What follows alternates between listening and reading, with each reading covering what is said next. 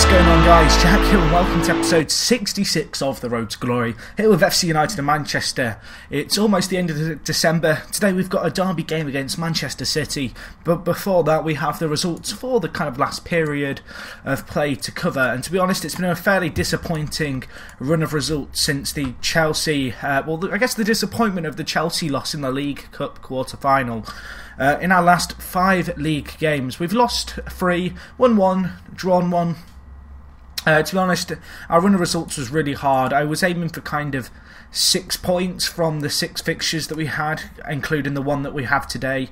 So I'm not expecting to get anything against Manchester City. They are top of the league. However, if we want to match kind of my targets for kind of the run of results, it'd be nice to get the win. We started off the sequence of results with a 2-0 defeat at the hands of Southampton away.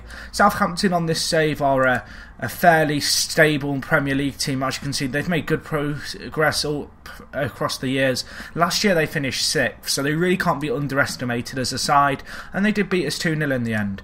We then had a tough trip to Stamford Bridge.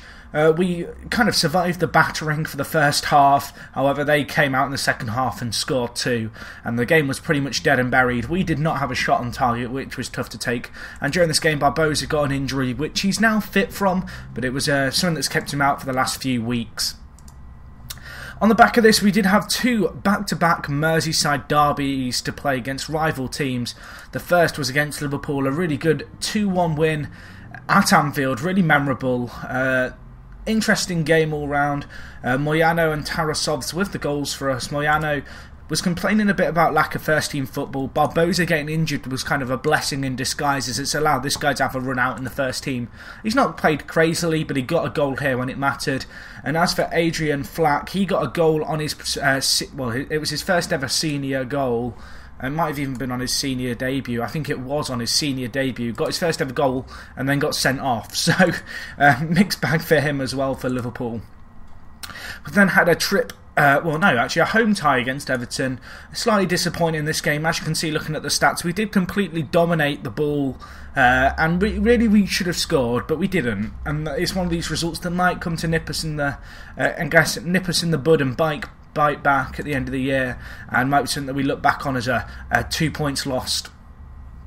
And then the last game of this period was at home to Arsenal. We actually took the lead in the very first minute. Ruben Mayo, the Spaniard, you guys may remember him as the right winger who really helped us in the Championship.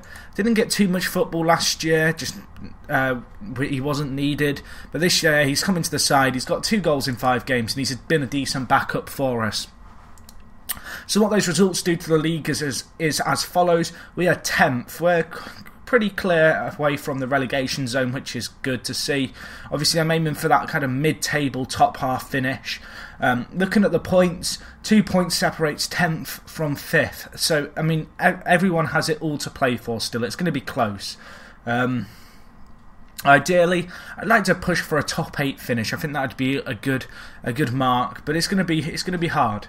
Today we've got a tough tie against Manchester City coming up. As I mentioned, they're top of the league, and it's going to be tough. We can't underestimate them. Man City on this save haven't won the league in a few years. They're hungry to do so this year. Man U won the league last year. And Man City have looked very good this year overall. They're certainly the strongest team in the league. I mean, we've got to be aware of them. Oh, auto-save kicking in. Guys, remember, auto-save saves. Pro tip of the day. See, usually I get to match day and record. For some reason, me being my derpy self, I've not gone to match day when I've recorded. So you guys get to look at the beautiful loading screen come up. But no, guys, hopefully you're enjoying this series. Obviously January is coming up, so we've got a lot of strong faces coming in, particularly to enhance the defensive unit of our side, which I'm looking forward to getting in. It's going to be interesting to see how we fare, because I'm really not sure how I'm going to be balancing the defence to get everyone games and stuff. I'm not sure who my strongest 11 is going to be, but the strength that we're adding will definitely help us in our push for that kind of Europa League finish. But anyway, let's get into today's game. We are playing Manchester City, as I mentioned. I'm going to start with Shane Barney today, and then I'm going to move Moyano to right mid, have a thumb on the left. Oh, actually no, Barbosa's back, didn't realise that. bring Barbosa back, and then bring him on for a thumb, and we'll play Moyano at left mid, and I think we'll go with that shape. Nice attacking formation. Christopher Brown, almost at 100 caps now for Trinidad and Tobago. Absolutely insane achievement for him. At the age of 23 to almost have 100 caps, that's pretty crazy by anyone's standards. But getting into today's game, not expecting a result. We are away to Man U. Looking at their attacking threat, they've got Jovetic, Lamlea,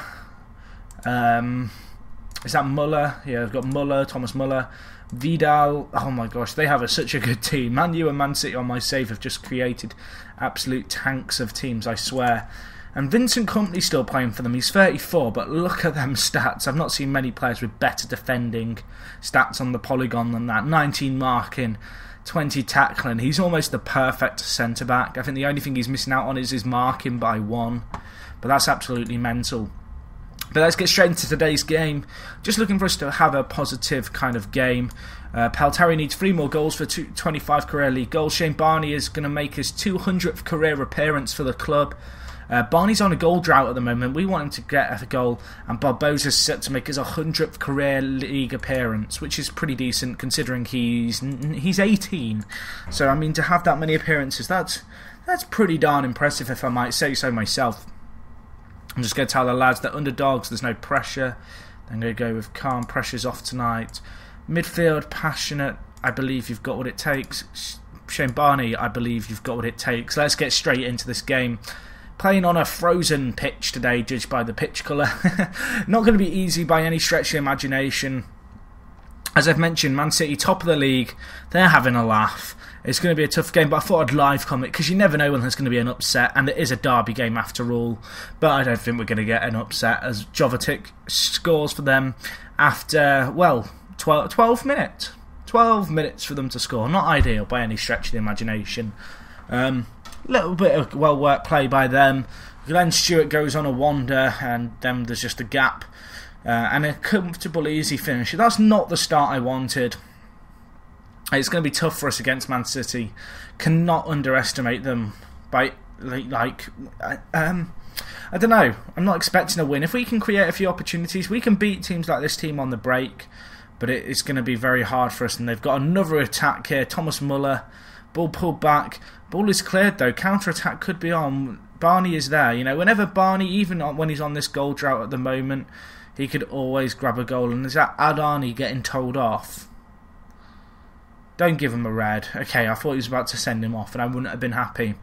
I think Vidal, in the last 2 games against us, has been sent off, so he's certainly a player who's into the derby spirit of the Manchester derbies, particularly against us, it would seem. So, be interesting to see if he can keep up his superb sending-off reputation against us.